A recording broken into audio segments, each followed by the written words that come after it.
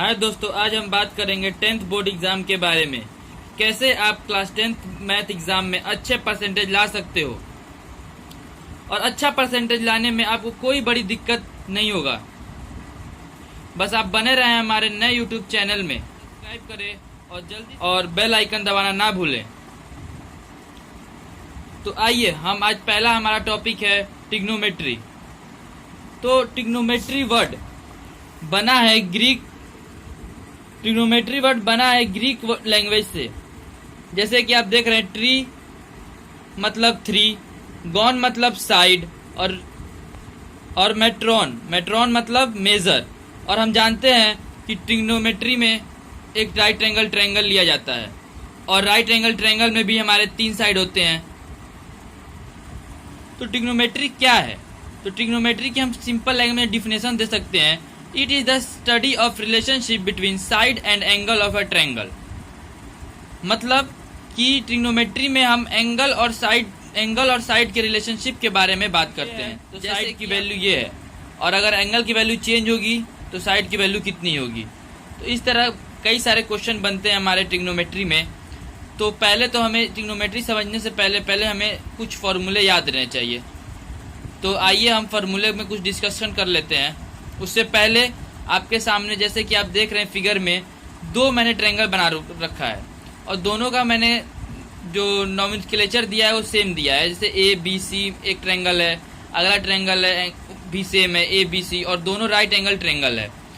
तो आइए हम समझ लेते हैं कुछ बेसिक चीज़ ट्रायंगल के बारे में, तब हम फार्मूले पहुँचेंगे जो कि हमारे लिए बहुत इम्पोर्टेंट है। क्योंकि बेसिक क्या है, अगर हमारा बेसिक क्लियर रहेगा तो हम कोई भी क्वेश्चन या कोई भी फॉर्मूला जल्द से जल्द याद कर लेते हैं। तो बेसिक स्ट्रांग रहना बहुत जरूरी है। बेसिक कॉन्सेप्ट अगर आपका क्लियर रहेगा तो समझ लीजिए कि आपके पास एक पावर रहेगी जिससे आप क्वेश्चन को बहुत इजीली देख रहे हैं। कि मैंने एक ट्रायंगल में, इसको हम ले लेते हैं फिगर 1, इसको हमने मान लिया फिगर 2, ठीक। तो फिगर 1 में हमने देखिए एक एंगल को मार्क किया है। एंगल ए को हमने थोड़ा डार्क पेन से मार्क किया है, ब्लैक पेन से। तो इसका मतलब क्या है? जैसे अगर हम एंगल ए की बात कर रहे हैं तो एंगल ए के जो अपोजिट साइड होगा, उसको हम बोलेंगे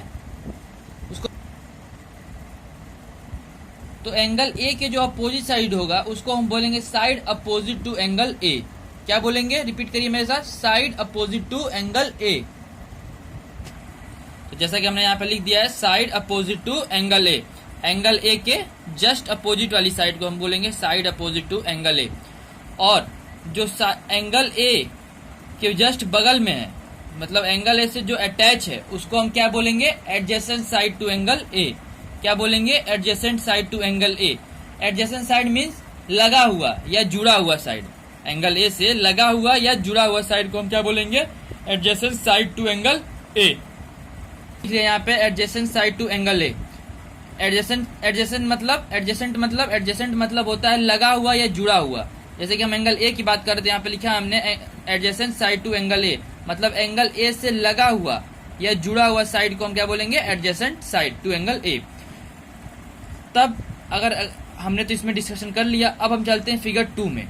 अगर फिगर 2 में हम देख रहे हैं कि हमने यहाँ पे एंगल ए पे मार्क किया था ब्लैक पेन से, अब हम यहाँ पे एंगल सी पे मार्क किए हैं ब्लैक पेन से।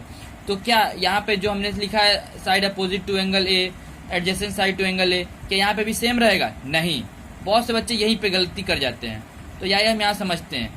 तो हमने क्या बताया था, जो एंगल ए के यहाँ पे, जैसे हम फिगर 1 की बात कर रहे हैं, तो एंगल ए के अपोजिट साइड जो था, जस्ट अपोजिट साइड, सामने वाली साइड, तो उसको हमने क्या लिखा था? Side opposite to angle A.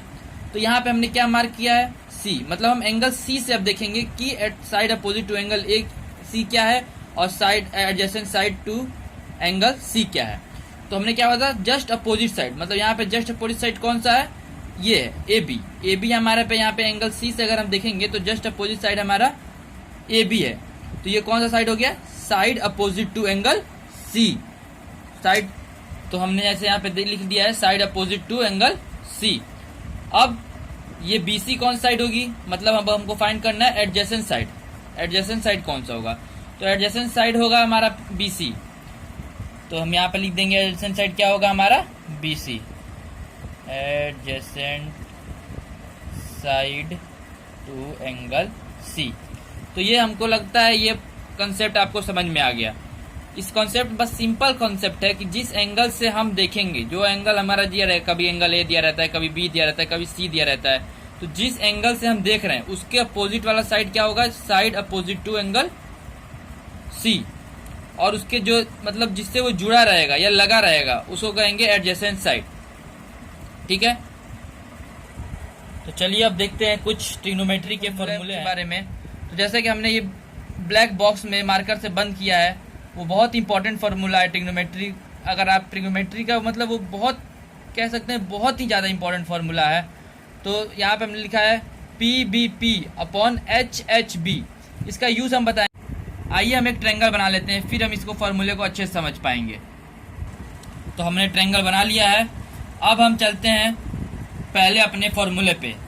Sign ए मतलब किस एंगल की बात कर रही है, आप सीटा भी ले सकते हैं, बी भी ले सकते हैं, सी भी ले सकते हैं, कोई भी एंगल आप ले सकते हैं। पर हमने जैसे कि ले लिया है एंगल ए के बारे में बात कर रहे हैं हम। तो हम एंगल ए के बारे में बात करते हैं। मतलब यहाँ पे हम डार्क कर लेते हैं अपने कंफर्टेबल के लिए। आप चाहे तो कर सकते हैं, नहीं तो कोई बात नहीं अगर आपको समझ में आ रहा है तो साइन ए क्या होता है, परपेंडिकुलर अपॉन हाइपोटेनस। क्या होता है, रिपीट करिए, परपेंडिकुलर अपॉन हाइपोटेनस।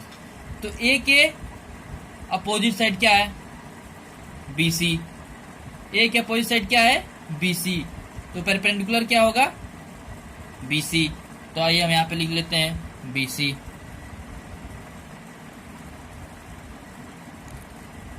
हाइपोटेनस तो आप सभी जानते हैं, जो सबसे ट्रायंगल में जो सबसे बड़ी साइड होती है वही हाइपोटेनस होती है। तो हाइपोटेनस में क्या है, हाइपोटेनस में क्या है, AC। तो आइए हम यहाँ पे लिख देते हैं AC। कॉस ए क्या होता है, base upon hypotenuse, base upon hypotenuse. तो उसमें बेस क्या है, AB। ट्रायंगल में देखिए बेस क्या है, AB। तो हम लिख लेते हैं यहाँ पे AB। हाइपोटेनस क्या है, तो सबसे बड़े साइड जो ट्रायंगल में होता है वही हाइपोटेनस होता है, मतलब AC। अब हम बात करते हैं tan ए क्या होता है, परपेंडिकुलर अपॉन बेस। तो सिंपल फिर जाते हैं हम ट्रायंगल में, देखते हैं परपेंडिकुलर क्या था हमारा, तो परपेंडिकुलर हमारा था BC। बेस क्या था, AB। अब हम बात करते हैं सेक ए हाइपोटेनस अपॉन बेस। तो सिंपल लिख लेते हैं हम AC अपॉन बेस क्या है, AB।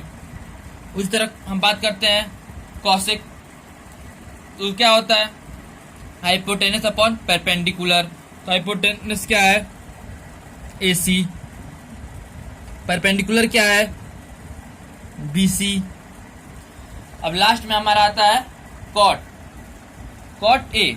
तो कॉट ए के लास्ट में हमारा आता है कॉट ए। तो कॉट ए इक्वल टू क्या होता है, बेस अपॉन परपेंडिकुलर। क्या होता है, बेस अपॉन परपेंडिकुलर। तो बेस हम फिर ट्रायंगल में जाकर चेक कर लेंगे, बेस क्या है हमारा, AB। परपेंडिकुलर क्या है, BC। अब हम फॉर्मूले अपने देख लिए। अब हम चलते हैं जो हमने बॉक्स में मार्क किया था और हम बोल रहे थे बहुत इंपॉर्टेंट फार्मूला है, उस पर डिस्कशन कर लेते हैं। तो हमने क्या लिखा था, PBP अपॉन HHB। तो हम यहाँ बात किए साइन ए का, साइन ए हमने क्या लिखा, P अपॉन H। देखिए यहाँ पे P upon H। Cos A B upon H, यहाँ पे क्या है, B अपॉन H। tan ए P अपॉन B, देखिए यहाँ पे P अपॉन B। सेक ए H अपॉन B, क्या, H अपॉन B। तो H अपॉन B उल्टा कर दीजिए, क्योंकि हमको पता है, क्योंकि हमें पता है सेक ए जो होता है वो अपोजिट होता है कॉस ए के, मतलब सेक अपोजिट होता है कॉस के, और कॉसेक अपोजिट होता है साइन के। उसी तरह कॉट अपोजिट होता है टेन के। तो उसी तरह हम वहाँ पे देख लेते हैं, जैसे बॉक्स में। अब कॉसेक क्या है, P अपॉन H। तो P अपॉन H अपोजिट चले जाइए, साइन के अपोजिट, साइन क्या था, P बाई H। तो यहाँ पे देखिए साइन था P बाई H। तो साइन क्या था, P बाई एच, तो इसका अपोजिट क्या होता है, कॉसेक। तो कॉसेक हमारा क्या हो जाएगा, H बाई पी। क्या हो जाएगा, H बाई पी। हमारा अब लास्ट में देखते हैं कॉट ए। तो कॉट ए क्या होगा, B upon H, B upon P. Cot A क्या होगा, B अपॉन पी। किसका अपोजिट होता है, टेन के अपोजिट होता है। तो टेन हमारा क्या होता है, बॉक्स में चलते हैं वापस, P अपॉन बी। क्या होता है, P अपॉन बी। तो टेन का अपोजिट होता है कॉट, तो कॉट क्या हो जाएगा, B अपॉन पी। तो आपको हम आशा करते हैं कि आपको ये सारा जो हमने आज समझाया है वो आपको अच्छे से समझ में आया होगा। अगर आपको कोई भी डाउट हो तो आप कमेंट बॉक्स में कमेंट करके हमें बता सकते हैं। चलिए बस इतना ही, कल हम फिर मिलेंगे अपने न्यू वीडियो के साथ।